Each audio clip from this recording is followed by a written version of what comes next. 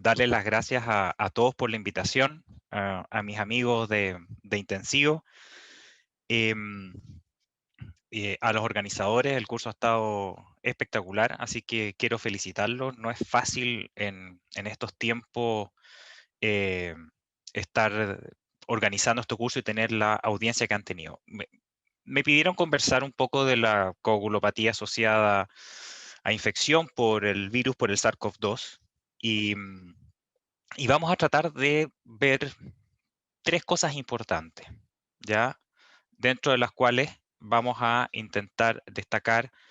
Primero es ver la magnitud del problema, si es realmente un problema, porque cuando a uno le preguntan, como hematólogo, como clínico, mira, los pacientes que caen a UCI se trombosan más, tienen más coagulopatía, uno puede asociarlo a la condición de un paciente crítico, pero tenemos que ver si es que esta infección eh, tiene algunas características distintas y vamos a tratar de compararlas con estudios, por ejemplo, con pacientes que han caído en unidades de cuidados intensivos y que tienen otras infecciones pulmonares, como por ejemplo con virus influenza. Entonces vamos a ver si es que si es así, vamos a ver quién es el responsable. Si el responsable es el SARS-CoV-2 o es la inflamación en específica o ambos. Vamos a tratar de dilucidar un poco qué dice la evidencia al respecto. Y quiero adentrarme principalmente en la fisiopatología, porque cuando uno va a hablar, tenemos que entender que el fenómeno trombótico que estamos viviendo, que estamos viendo, es un poco distinto al tradicional del paciente intensivo. Tiene mucho que ver con la inflamación, pero hay muchos mecanismos involucrados, no solo uno. Y vamos al final a revisar la evidencia respecto de cómo se hace la tromboprofilaxis, que también obviamente nosotros sabemos las limitantes que tienen los distintos estudios, son reportes de casos, recomendaciones. Vamos a ver que hay distintas recomendaciones, pero para ver que al final de cuentas existe a grandes rasgos un cierto consenso de que la tromboprofilaxis en los pacientes graves con COVID-19 es distinta a lo que habitualmente vemos en nuestros pacientes intensivos. Ya en los primeros estudios que comienzan a salir de esta nueva infección por el SARS-CoV-2 en la publicación de New England que hace el grupo chino, el grupo de expertos chino, que se publicó en febrero del año pasado, va a cumplir casi un año. Ellos se dieron cuenta, pesquisaron, perdón, se me adelantó una, pesquisaron ya que los pacientes con COVID severos tenían en su gran mayoría un dímero D elevado, ya versus el COVID no severo. Esto ya se empieza a aparecer. La contrapregunta que pueden hacer es, bueno, generalmente los pacientes graves o los pacientes más complejos o los pacientes hiperinflamados tienen alteración y generación de trombina, por lo tanto, y de fibrina, por lo tanto, van a tener elevación del dímero D. Sí, es real, pero vamos a ver si es que tiene algún juego o algún rol específico este dímero D elevado en los pacientes infectados con SARS-CoV-2. Y comienzan a aparecer los distintos estudios y nos damos cuenta que si comparamos los pacientes sobrevivientes versus los no sobrevivientes de COVID, o sea, los más graves, estos son pacientes principalmente que cayeron en UCI, en ventilación mecánica, y que no sobrevivieron, vimos que en general, de manera significativa, tenían un menor número de plaquetas, o sea, los no sobrevivientes tenían un 20% menos de 100.000 plaquetas versus los sobrevivientes que era más o menos el 1%, tenían mayor elevación de la troponina y tenían mayor elevación del dímero D eh, sobre 1000, en este caso, nanogramos por ml, em, que los no sobrevivientes era cercano al 81% versus los sobrevivientes cercano al 24%. Entonces, por lo menos vemos ya que el paciente no sobreviviente a las mismas medidas inflamatorio tenía al menos tres marcadores de que fenómenos asociados a la hemostasia estaban ocurriendo. Había una disminución del recuento plaquetario, por lo tanto uno podría inferir que hay un consumo plaquetario, porque no se relaciona con disminución de las otras series del hemograma, por lo tanto es poco probable que sea disminución de la síntesis o falla medular, sino que probablemente está asociado al consumo. teníamos mayor elevación de las troponinas, que ahí tiene muchas interpretaciones, pero uno dentro de la hemostasia y de la formación o deformación hematológica que uno tiene, uno está pensando que puede tener lesiones microvasculares asociadas y mayor elevación del dímero D. Y tenemos que recordar siempre que dímero D significa fibrina. ¿Por qué? Porque el dímero D es el producto de la fibrinolisis mediada por plasmina. Para que exista dímero D, tiene que existir fibrina, ¿ya? Así que lo que nos está indicando el dímero D indirectamente es que hay mayor generación de fibrina, de coágulos intravasculares. Por lo tanto, ya tenemos el concepto de que el paciente no sobreviviente, al parecer, tenía una coagulación más activada o hay mayor generación de fibrina, que nosotros no tenemos cómo medir esa fibrina, pero tenemos el principal producto de degradación mediada por plasmina, perdón, que es el dímero D. Y comienzan ya a aparecer más reportes en la cual muestran que los no sobrevivientes no solo tenían mayor dímero D, ¿ya? Sino que en estos casos, por ejemplo, los no sobrevivientes llegaban a cifras cercanas a los 2100 versus 600, 610 que tenían los pacientes sobrevivientes, y esto es independiente de la gravedad con la cual entraron a la UCI, y tenían mayor prolongación de los tiempos de protrombina. Segunda pista, tiempo de protrombina prolongado. Ustedes saben que el tiempo de protrombina principalmente lo que nos habla es en el laboratorio de la vía extrínseca, por lo tanto, pero es un indicador si es que el hígado está funcionando, y sabemos que el hígado funciona porque el fibrinógeno está elevado, por lo tanto hay síntesis. Si el hígado funciona, podemos decir, sabes que estos pacientes al parecer no solo están consumiendo plaqueta, no solo están generando fibrina, sino que la velocidad de esa generación al parecer es mayor que la capacidad de síntesis porque tenemos una prolongación, o sea, un consumo de los factores de coagulación. Ya se nos está abriendo el hecho, y este es el gráfico, la cual muestra en el gráfico de la izquierda, vemos el tiempo de protrombina en segundos, en la cual en los días de hospitalización en los pacientes no sobrevivientes, cómo se va prolongando, o sea, cómo vamos consumiendo, cómo este paciente está consumiendo factores de coagulación versus pacientes que llevaron hasta 14 días en UCI. Los sobrevivientes tenían cierto número más o menos estable de tiempo de protrombina. Esto no quiere decir que no se estén coagulando, obviamente vamos a ver en el dímero D que se coagulan menos, pero recuerden que quiere decir que la velocidad de generación de trombina es similar a la capacidad de síntesis que tiene el hígado. Eso significa que el tiempo de protrombina se mantenga. Y si vemos el gráfico a la derecha, el dímero D, vemos que vamos a tener elevación progresiva en los pacientes no sobrevivientes. Quiere decir que los pacientes no sobrevivientes se están llenando de fibrina. Y ya empiezan a aparecer los reportes en las revistas hematológicas que hablaban, ¿cierto?, que las complicaciones no solo trombóticas, sino que hemorragíparas también, pero vamos a tener complicaciones trombóticas cercano al 10% de los pacientes, llegando más o menos al 20% de los pacientes críticos. Y dentro de los predictores de trombosis más importantes, vamos a tener el dímero D, que sobre 2500 ya tenemos un riesgo casi 7 veces más de tener complicaciones trombóticas. Obviamente ya la explicación fisiopatológica la tenemos. Y esto es interesante porque vimos que los pacientes más graves inicialmente tenían plaquetas más bajas, pero las plaquetas elevadas constituían un riesgo trombótico importante. Ya aquí vemos la plaqueta elevada 3,6 veces más riesgo, la PCR elevada, sabemos, obviamente relacionada con la inflamación, y la velocidad de sedimentación. Entonces nosotros ya vemos que en globo los pacientes con COVID al parecer tienen complicaciones trombóticas, ya lo vimos por marcadores, tenemos consumo, o sea, tenemos una velocidad de generación de trombina mayor. Entonces, está pasando que estos pacientes están teniendo fenómenos trombóticos y generación de fibrina en el intravascular. Comienzan a aparecer los primeros metaanálisis, ya en la cual tratan de ya poder darle una característica más potente desde el punto de vista de evidencia, con lo difícil que era.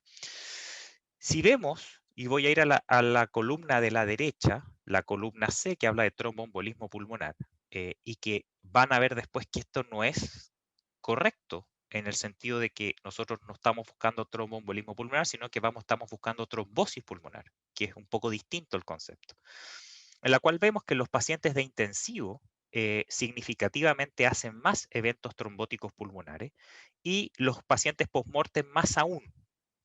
Ya, también los fenómenos de la trombosis venosa profunda, si bien alcanza a tocar la significancia estadística, también tienen mayor tendencia a generar fenómenos de trombosis venosa profunda. Pero ya salta que el pulmón per se es un sitio en la cual de forma significativa los pacientes más graves, tanto en UCI como los pacientes que fallecen posteriormente, tienen más fenómenos trombóticos. Pero aparecen los detractores que tratan de comparar y dicen, bueno, pero los pacientes graves hacen más fenómenos trombóticos. Nosotros aquí, este es un estudio chino en la cual intenta comparar los fenómenos trombóticos en los pacientes con COVID versus neumonía adquirida en la comunidad grave, y en la cual vemos que las tasas de incidencia de las trombosis venosas profundas y de los fenómenos completos tromboembólicos son más o menos similares en los pacientes con COVID versus los pacientes graves. Obviamente, tienen los sesgos que hemos visto de los estudios, pero es interesante ver de que tenemos que, ya con esta evidencia número, tratar de ver si el COVID per se genera más riesgo o es la gravedad o la gravedad de los pacientes con COVID que caen en ventilación, que por la misma inflamación y gravedad tienen más riesgo trombótico y no por la infección propiamente tal. ¿Ya? Y aquí este estudio chino también muestra que las tasas de eventos tromboembólicos no fueron significativamente mayores en los pacientes en COVID versus los pacientes con neumonía adquiridas en la comunidad. Entonces, comienza realmente, pero probablemente ustedes en la clínica comienzan a ver que gran parte de estos pacientes presentan fenómenos trombóticos. Y es interesante de ver otro metaanálisis del grupo italiano.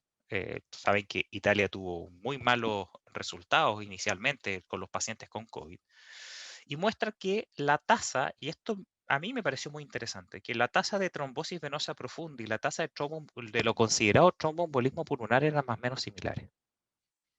Esto es inhabitual, porque las trombosis venosa profunda deberían ser en el paciente crítico mayores, con métodos obviamente de pesquisa precoz, que los fenómenos tromboembólicos pulmonares. Alguien me podría decir, ok, lo que pasa es que tú no estás buscando trombosis venosa profunda, sino que cuando el paciente hace TEP, le buscas TBP o le buscas unas alteraciones y lo encuentra. Pero muchos de estos estudios, si uno los subanaliza, tenían métodos de screening activo, ecodoppler, etcétera, en la cual mostraba que era el pulmón el sitio afectado y no se encontraba un sitio distinto. Entonces, eso tiene dos interpretaciones. O efectivamente hizo el tromboembolismo pulmonar y no pesquisaste la trombosis venosa profunda, o, alternativa 2, es el pulmón primariamente el que se está trombosando. Por eso, ¿estamos realmente hablando de un tromboembolismo pulmonar o una enfermedad tromboembólica, o estamos hablando de trombosis vascular? Trombosis en distintos sitios, que son fenómenos distintos. Entonces, eh, este trabajo este metaanálisis esta revisión sistemática y metaanálisis es interesante porque en la cual vamos a vislumbrar la prevalencia aproximada de los pacientes que tienen fenómenos tromboembólicos, y vemos que en globo aproximadamente es de un 14%. Acá se hizo en orden creciente. Aquí tenemos los pacientes que no se hicieron screening, que llega aproximadamente a un 18% en los casos de trombosis venosa profunda, y los pacientes que se hacen screening llegan hasta el 45%.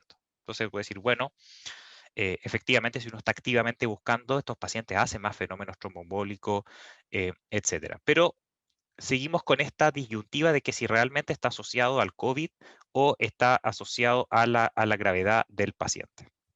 Y el dímero D, que es algo que al parecer es lógico, pero es un marcador. Obviamente el dímero D, a mayor dímero D, más riesgo trombótico, eso lo sabemos, no hay duda, pero será el dímero D el resultado del fenómeno tromboembólico que nos está mostrando la embolía, o es el dímero D el primer marcador de la generación de fibrina intravascular que después me va a derivar en la trombosis asociada.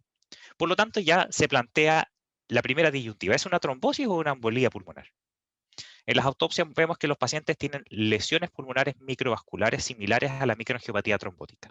Es un fenómeno distinto al fenómeno que nosotros vemos en los pacientes hospitalizados, en los pacientes críticos. Aquí estamos viendo algo similar a una microangiopatía trombótica. Y por eso el dímero D, que es generación de fibrina intravascular, al parecer está jugando un rol importante. Entonces ahora vamos a entrar en la fisiopatología. Y la fisiopatología, como todo en la medicina, uno puede decir que es multifactorial, Pero aquí juegan tres cosas importantes. Detrás de todo está el SARS-CoV-2. El virus per se genera alteraciones que son distintas a lo habitual y a lo visto en las inflamaciones o lo que uno está acostumbrado de ver en el enfrentamiento de los distintos pacientes. Vamos a compartir una injuria endotelial única o distinta, diferente. Vamos a tener una inflamación sistémica caracterizada por un desbalance de la inmunidad innata y vamos a ver que además hay una cascada inflamatoria celular importante. Por lo tanto, cuando ustedes se enfrenten a fenómenos trombóticos o queramos estudiar, nosotros no hablamos de trombosis asociada a COVID, sino que hablamos ahora de inmunotrombosis. Ese es el concepto. Los fenómenos tromboembólicos o trombóticos asociados al COVID son distintos a lo que vemos habitualmente. Y esto ya se empezó a ver. Acá vamos a ver, perdón, ahí sí. En la columna de la derecha vamos a ver la letra E. ¿Ya? Aquí vamos a ver, ¿cierto? En la C tienen, esta es una biopsia, una anatomía patológica, la cual muestra un trombo intravascular. Y si uno se acerca y ve la letra E, ve que el trombo intravascular está compuesto por plaqueta y por neutrófilos. Ya es algo distinto. ¿Ya? Aquí, si uno ve, incluso, si uno pudiera ver, y esto se ve en la letra F, los pacientes con COVID tenían más de 50% de inmunotrombos. Inmunotrombos, consideren un trombo que tiene células inmunológicas en su interior, ¿ya? O que tiene marcadores inmunológicos en su interior, que los fallecidos por otra causa. Si uno compara con los controles fallecidos por otras causas, no se encontraban inmunotrombos, se encontraban trombofibrina, plaquetas, glóbulos rojos, algunos glóbulos blancos muertos, pero no se encontraban estos neutrófilos activados o estos trozos de neutrófilos activados que después vamos a ver la importancia que tiene. Y en la letra G, que es muy interesante, y esto un poco lo que hablaba el doctor Espinosa en la mañana, si vemos con microscopía confocal, vemos que, miren, el color verde son las plaquetas. Estos son en la microscopía confocal tú puedes ver, es una inmunofluorescencia microscópica en la cual tú puedes ver distintas capas celulares. En el color verde vemos las plaquetas, en el rojo vemos la mieloperoxidasa. La mieloperoxidasa es el marcador principal de los neutrófilos o de toda la línea neutrófila, y en azul vamos a ver DNA libre, que el DNA libre va a ser muy importante en el tema. Fíjese que no solo en el pulmón, en los vasos pulmonares, en las microscopías confocales de los pacientes vamos a tener inmunotrombos. Vamos a tener inmunotrombos en los vasos capilares del riñón, inmunotrombos en los vasos sanguíneos coronarios. Por lo tanto, se constituye una entidad distinta. Tenemos inmunotrombo en estos pacientes. Vamos a entrar ahora en la citometría de flujo, que me encanta y por eso encontré muy interesantes estos estudios. Vamos a tratar de identificar el fenotipo ya de los neutrófilos en los pacientes. Aquí se tomaron 4 grupos. En el gris aparece el grupo control. Vamos a tener en verde un grupo control de una neumonía no COVID, que puede ser neumonía adquirida en la comunidad, neumonía por influenza. En el naranjo vamos a ver los COVID que fueron leves o no severos, por decirlo mejor, y en el rojo vamos a tener a los COVID severos. ¿Ya? Entonces vamos a tratar de ver fenotípicamente. La letra A, lo primero que muestra es que los COVID severos tienen más neutrófilos en las lesiones o en los trombos que los COVID no severos. ¿Ya? Y si uno ve los niveles de correlación de PAFI versus neutrófilos, estas son en las lesiones, mientras mejor ventilación pulmonar, tenían menos neutrófilos. Bueno, pero eso uno puede decir, es parte lógica, más inflamación, más neutrófilo, menos PAFI, sí, puede ser, pero esto es lo más interesante. El fenotipo de los neutrófilos es distinto, incluso en los mismos pacientes con COVID, si es severo o no es severo. En los COVID intermedios, tiene lo que se llama un fenotipo polimorfo nuclear tipo 3. ¿Ya? Si ustedes ven en la columna, en la letra F, se fijan que hay, esto fue como, imagínense como un microarray, pero en verdad es de fenotipo, expresión fenotípica proteica. ¿Ya? Los colores rojos son los colores más intensos, que tienen mayor expresión, el color azul es que tiene menor expresión. ¿Ya? Entonces, si nosotros vemos, se generan distintos fenotipos. existe un fenotipo que se llama polimorfo nuclear tipo 3. Es un polimorfo nuclear que tiene disminución de la expresión de marcadores de adhesión, como CD62L, CD11B, CD49, o de activación, como el receptor de la inmunoglobulina o el CD16. Por lo tanto, los pacientes con COVID no severos tienen neutrófilos que son más hiporreactivos o proapoptóticos, a diferencia de los con COVID severos, que el fenotipo del neutrófilo es totalmente distinto. Ojo que nosotros buscamos números neutrófilos, pero no buscamos. Yo tenía un profesor que me decía, vemos la cara, pero no las intenciones, no buscamos el fenotipo, vemos el neutrófilo nomás. Aquí vamos a saber la intención que tiene ese neutrófilo. El neutrófilo del COVID severo es un neutrófilo hiperreactivo y antiapoptótico. Se va a reactivar y le va a costar más morir. Tiene aumento de la regulación de proteínas de adhesión endotelial y vamos a ver el rol que juegan las plaquetas en esto. Por lo tanto, ya sabemos que las células inflamatorias de los COVID severos son distintas, fenotípicamente. Y aquí entra el rol de las plaquetas. Esto es similar, estudios con citometría de flujo. Vamos a ver que, fíjese digamos, en los colores son similares. El verde es un control de neumonía, el naranjo es un control de COVID no severo y el rojo un COVID severo. Y vamos a ver que en los COVID no severos, el fenotipo plaquetario es un fenotipo plaquetario tipo 9. No voy a entrar en el detalle de los marcadores, pero quiere decir que son plaquetas que tienen menos agregación y que tienen más actividad de inmunomodulación. ¿Qué significa inmunomodulación? Recuerden que las plaquetas liberan citoquinas. Las plaquetas pueden ser proinflamatorias o pueden ser antiinflamatorias. Y generalmente depende del fenotipo de la plaqueta, que va a liberar mediadores o va a tener moléculas de adhesión distintas. El COVID intermedio son plaquetas que no tienen tanta capacidad de adhesión versus en el COVID severo, que es un fenotipo plaquetario tipo 1. Acá se ve en la letra G la expresión roja máxima de todos los marcadores de adhesión, todos los marcadores de activación plaquetaria. Son plaquetas hiperreactivas, adhesivas y reclutadoras de polimorfo nucleares. O sea, tenemos un polimorfo nuclear que está absolutamente activo en el COVID severo y tenemos una plaqueta que también está activa y llamando a neutrófilos. Ese es el concepto de la inmunotrombosis, plaquetas junto con neutrófilos. Por lo tanto, ya entramos en el concepto que al parecer tendríamos una inflamación neutrofílica vascular y inmunotrombosis. Y este es un estudio comparativo que se hace con la neumonía grave por influenza, porque uno puede decir, bueno, las infecciones virales, etcétera. Esto es muy interesante. Fíjese en la columna A, o sea, en la letra A, vamos a tener el porcentaje de vasos ocluidos en los pacientes con COVID, que es cercano al 50%, versus la influenza, que es mucho menor. Vemos acá la microscopía confocal, en la cual vemos en el panel, estoy viendo el panel B, arriba vemos la influenza, que prácticamente tiene, en el rojo es la fibrina, por lo tanto tiene fibrina, y por eso tiene dímero D un poco elevado.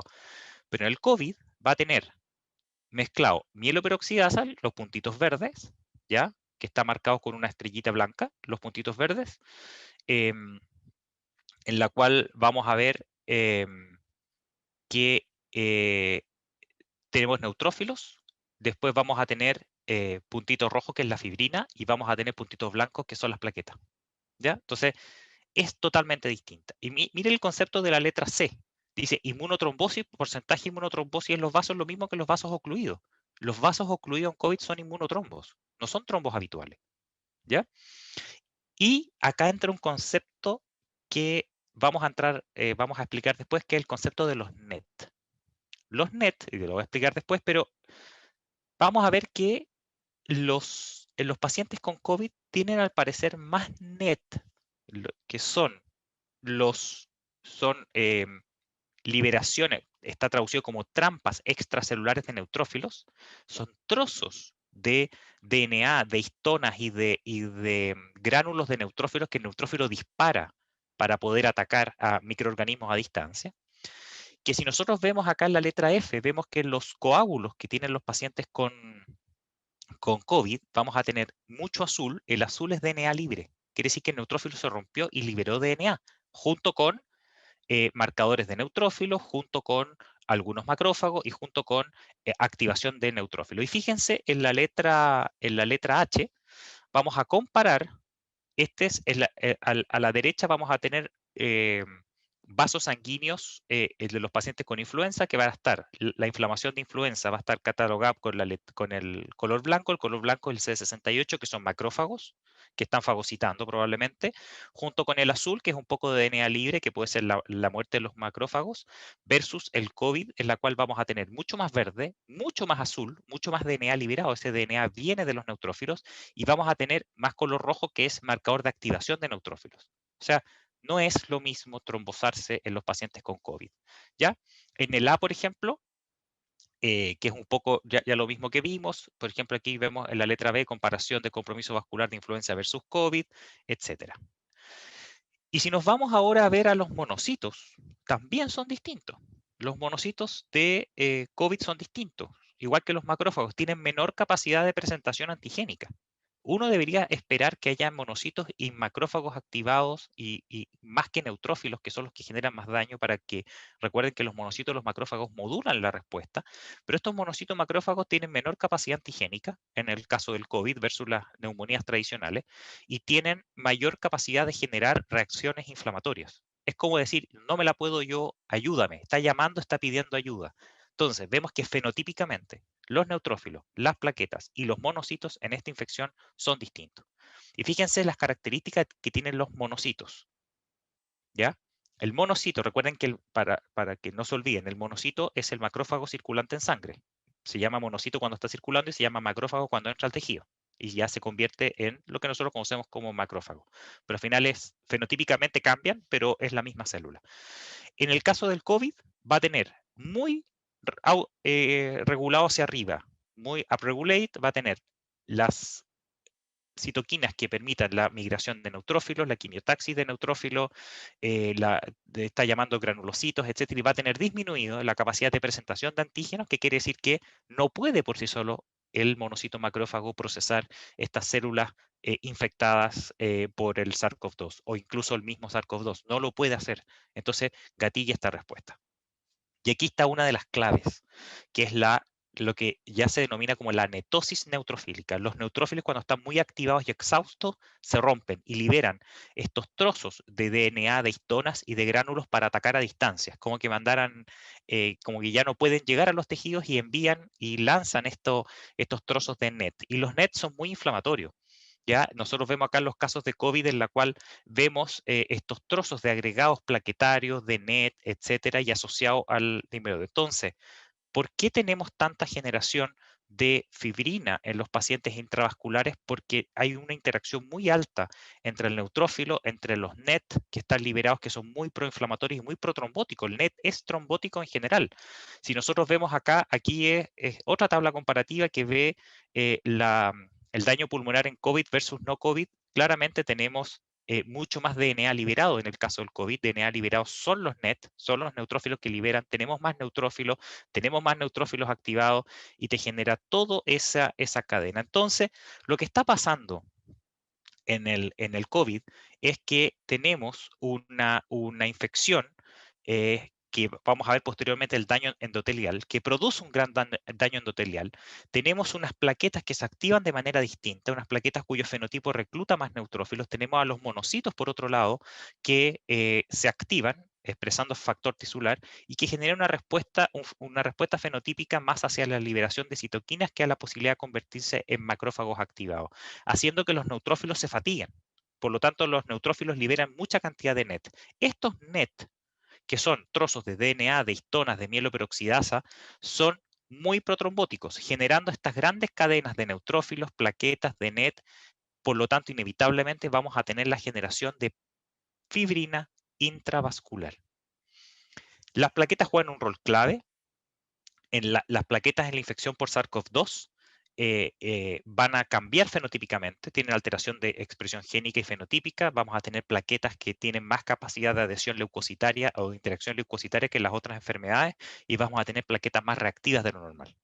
Estoy hablando de las infecciones más severas. Por lo tanto, vimos que el rol de las plaquetas. También juega el complemento. Esto es realmente un desastre eh, hemostático. El complemento está muy activado en los pacientes con COVID. El COVID es capaz de activar las tres vías del complemento: la alterna, la vía de la lecitina y la vía clásica. No hay nada más dañador del endotelio o de una célula que el complemento. El complemento está hecho para destruir la célula que está infectada. Pero ¿cuál es la célula que en este caso que está infectada? Vamos a ver, no necesariamente son las células epiteliales pulmonares, se alteran las células endoteliales. Estas son las células endoteliales las que son por sus receptores de la enzima convertidora las que son infectadas. Por lo tanto, el complemento comienza a activar y destruir el endotelio. ¿Qué significa el endotelio activado? Significa disminución de la trombomodulina.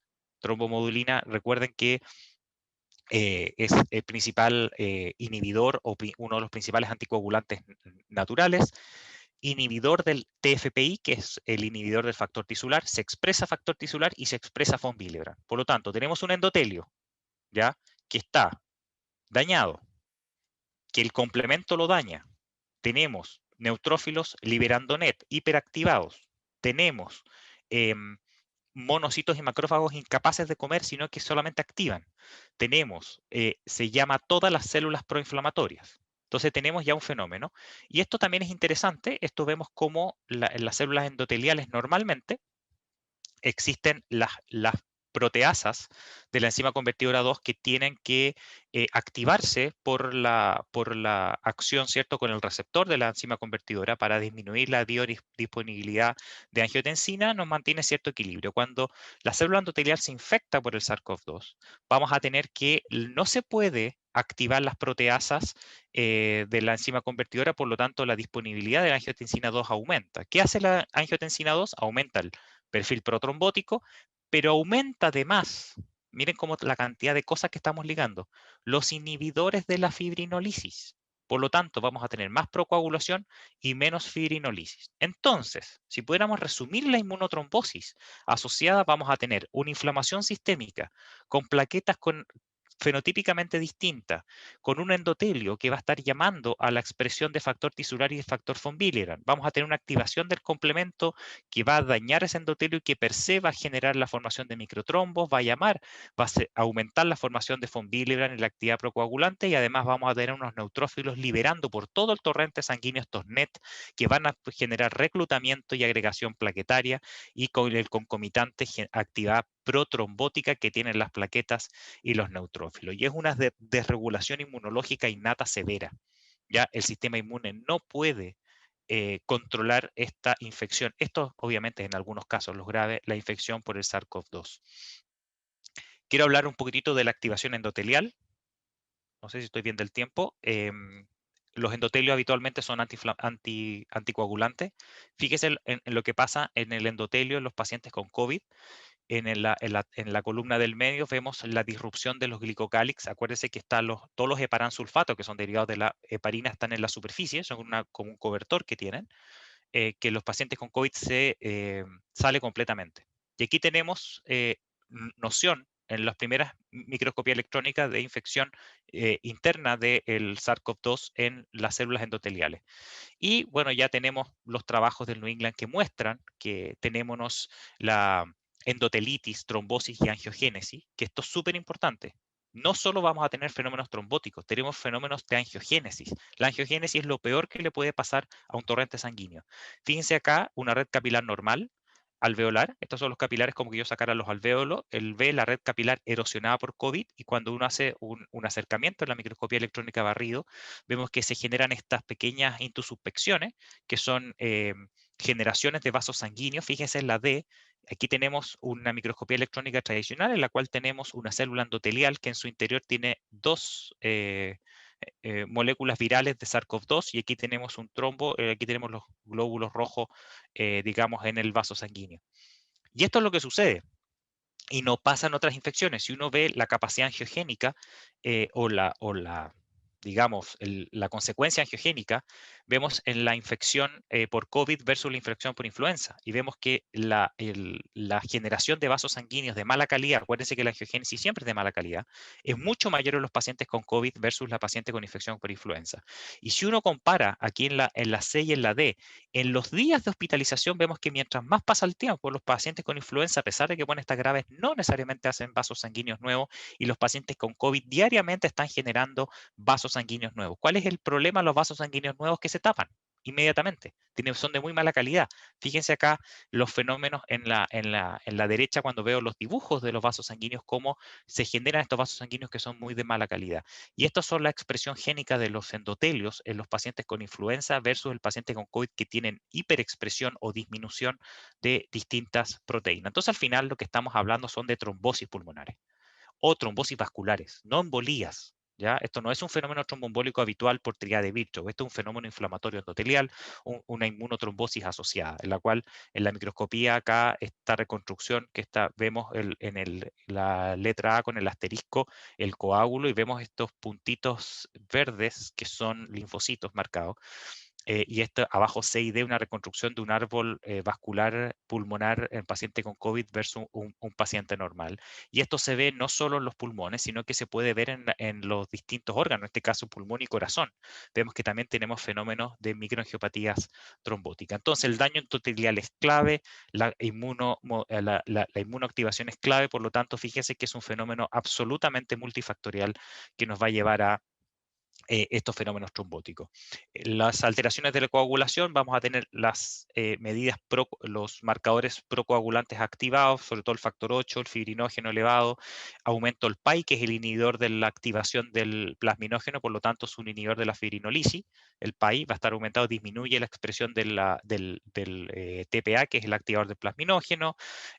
Vamos a tener todo procoagulante y con disminución de la fibrinolisis. Esta es una comparación en los pacientes graves, en la cual vemos la actividad incluso con tromboprofilaxis. Y esto va a ser importante porque cuando veamos las dosis de tromboprofilaxis que vamos a ver, vamos a determinar que los pacientes graves no les sirven las dosis habituales de tromboprofilaxis. Fíjense que este es un gráfico, el gráfico A muestra la generación de trombina en los pacientes con COVID, en UCI y con profilaxis, y vemos acá el naranjo que generan trombina sin ningún problema, versus un paciente no COVID, grave también, en la cual no genera trombina con la misma dosis profiláctica de una heparina de bajo peso molecular.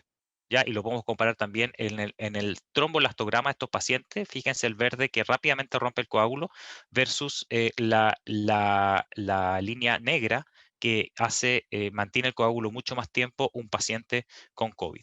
Entonces, en resumen de la inmunotrombosis, es un desastre. Es un desastre. Tenemos activación endotelial, plaquetas fenotípicamente alteradas, neutrófilos fenotípicamente alterados, monocitos que no son capaces de comer y solamente activan.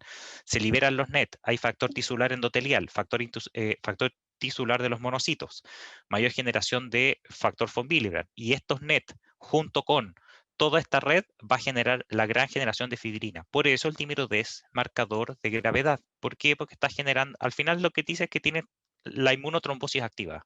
Eso es el dímero D. Y aquí, bueno, tiene el resumen de la coagulopatía asociada. El laboratorio, recuerden que no es lo mismo, esto no es una CID, ¿ya? No es una coagulopatía inducida por sepsis, sino que es distinto. Es una coagulopatía asociada a COVID, en la cual vamos a tener un fibrinógeno y un dímero D mucho más elevado de lo normal. Raramente sangran, a diferencia de la CID que sangran, y no tiene en general una gran prolongación del TP y TPK como podemos tener en la coagulopatía inducida por sepsis. Entonces, esto me lo voy a saltar, que es la interacción por fármacos, que ya lo hablaron. Cuando nos enfrentamos clínicamente, vamos a tener la profilaxis antitrombótica. Tenemos el problema de la evidencia de la profilaxis, que no hay una unicidad. Y ahí me equivoqué, pues proxifilaxis, es profilaxis. En algunos lados recomiendan que los pacientes con clínicas de creatinina sobre 30, la profilaxis, yo usando la enoxiparina como, digamos, ejemplo, se fijan que es una dosis mayor a la habitual. La habitual es 0,5 miligramos por kilo al día. En este caso recomiendan el doble de la dosis, 1 miligramo por kilo al día, para prevenir trombosis en estos pacientes. Pero como decía yo, no existe criterio unificado. Por ejemplo, en Cleveland lo hacen según el dímero D. Si el dímero D es menor de 3000, hacen profilaxis estándar. Si el dímero D es mayor a 3000, y obviamente el ecodoppler es negativo, hacen una intensidad de alta dosis que se llama, una profilaxis de alta dosis, que es enoxiparina el doble de la dosis, ya sea 80 miligramos al día o 40 miligramos 2 veces al día. ¿Ya? También tenemos otros criterios, pero yo les quería mostrar este trabajo, en la cual sí se sabe que a mayor intensidad es mejor. ¿ya? En los pacientes COVID, aquí vamos a tener un dímero D en la A, en la cual vemos el dímero D en los distintos días de UCI con profilaxis estándar, cómo va subiendo versus profilaxis en alta dosis, que tenemos leve disminución, que incluso es una disminución similar a la anticoagulación full dosis. No es necesario anticoagular full dosis. Y es mucho más clave en la fila B, en la cual vemos en los pacientes graves, los subgrupos graves, cómo la profilaxis estándar no sirve para nada, los libros D sigue subiendo, o sea, hay más generación de fibrina. Tú no deberías generar fibrina si tienes un anticoagulante, porque no deberías generar trombina, o la trombina que genera es de menor cantidad para generar fibrina, por lo tanto no debería subir el dímero D. Entonces tenemos que tener una profilaxis de alta dosis. Alta dosis se refiere 0,5 miligramos por kilo cada 12 a 1 miligramo por kilo al día. Es el intermedio entre profilaxis y anticoagulación. Y lo interesante es que a mayor intensidad de la tromboprofilaxis tenemos menos admisión en UCI, menos mortalidad a 30 días y no tenemos aumento de sangrado. No se preocupen que los pacientes no van a sangrar más. Vamos a tener distintos esquemas, aquí entra, cada uno va a tener su propio esquema, no quiero entrar al detalle, yo creo que los pacientes graves rápidamente tienen que tener una tromboprofilaxis por lo menos intensiva y monitorizar con actividad anti-10A, no monitoricen con ningún otro tipo, obviamente van a estar usando heparina bajo peso molecular, traten de aproximarse a lo que es una anticoagulación normal en los pacientes con heparina de bajo peso molecular guiándose por el factor anti-10. ¿Ya? Que sería lo ideal. Aquí tengo distintos esquemas que no vale la pena entrar en el detalle porque cada uno tiene su propia dosis, pero fíjense que los pacientes en general con graves están usando enoxaparina 1 miligramo por kilo al día o 0,5 miligramos cada 12 horas, sabiendo, obviamente fijándose en la función renal. Entonces, en suma, nos enfrentamos a un nuevo concepto de inmunotrombosis. Debemos reforzar los esfuerzos para contener esta explosión inmunológica innata y tratar de identificar marcadores precoces de estos cambios fenotípicos.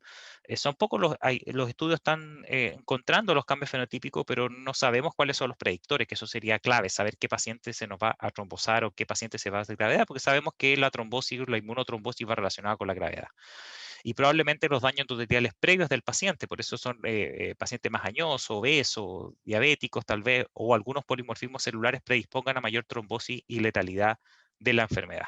Muchas gracias.